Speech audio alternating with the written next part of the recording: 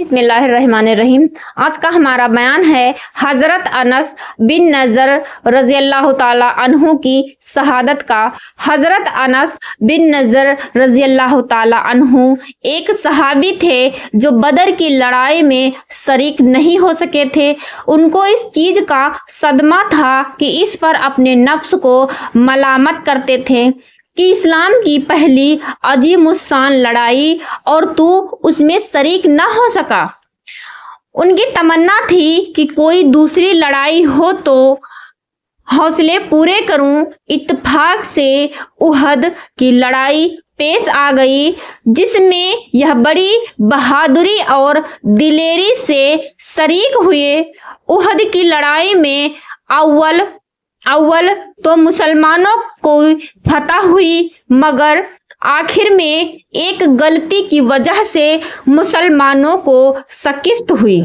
یہ غلطی یہ تھی کہ حضور اکرم صلی اللہ علیہ وسلم نے کچھ آدمیوں کو ایک خاص جگہ پر مقرر فرمایا تھا کہ تم لوگ اتنے میں نہ کہوں اس جگہ سے نہ ہٹنا، یعنی کہ جب تک میں نہ کہوں اس جگہ سے نہ ہٹنا، کہ وہاں سے دشمن کے حملہ کرنے کا اندیشہ تھا۔ جب مسلمانوں کو شروع میں فتح ہوئی تو کافروں کو بھاگتا ہوا دیکھ کر یہ لوگ بھی اپنی جگہ سے ادھر ادھر ہٹ گئے کہ اب جنگ ختم ہو چکی ہے، اس لیے بھاگتے ہوئے کافروں کا پیچھا کیا جائے اور غنیمت کا مال حاصل کیا جائے۔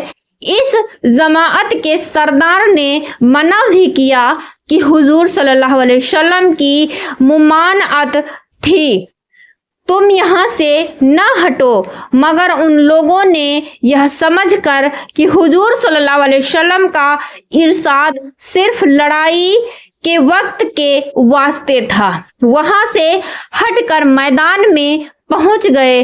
بھاگتے ہوئے کافروں نے اس جگہ کو خالی دیکھ کر اس طرف سے آ کر حملہ کر دیا۔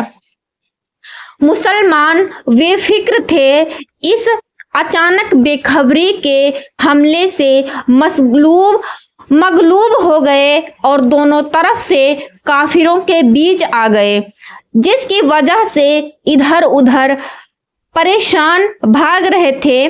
حضرت انس رضی اللہ تعالی عنہ نے دیکھا کہ سامنے سے ایک دوسرے صحابی حضرت سعد بن معاذ رضی اللہ تعالی آ رہے ہیں۔ ان سے کہا کہ اے سعد، کہاں جا رہے ہو؟ خدا کی قسم، جنت کی خوشبو احد کے پہاڑ سے آ رہی ہے۔ یہ کہہ کر تلوار تو ہاتھ میں تھی ہی کافروں کے ہجوم میں گھس گئے اور جب تک شہید نہیں ہو گئے واپس نہیں ہوئے۔ شہادت کے بعد ان کے بدن کو دیکھا گیا تو چھلنی ہو گیا تھا۔ 80 سے زیادہ زخم تیر اور تلواروں کے بدن پر تھے۔ ان کی بہن نے انگلیوں کے پوروں سے ان کو پہچانا۔ جو لوگ اخلاص اور سچی طلب کے ساتھ اللہ کے کام میں لگ جاتے ہیں ان کو دنیا میں ہی جنت کا مزہ آنے لگتا ہے۔ یہ حضرت انس رضی اللہ تعالی عنہ کی زندگی ہی میں جنت کی خوشبو سونگھ رہے تھے۔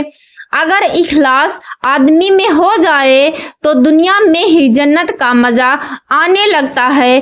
میں نے ایک معتبر شخص سے جو حضرت اقدس مولانا شاہ عبد الرحیم صاحب رحمۃ اللہ علیہ کے مخلص خادم ہیں، حضرت کا مقولہ سنا ہے کہ جنت کا مزہ آ رہا ہے۔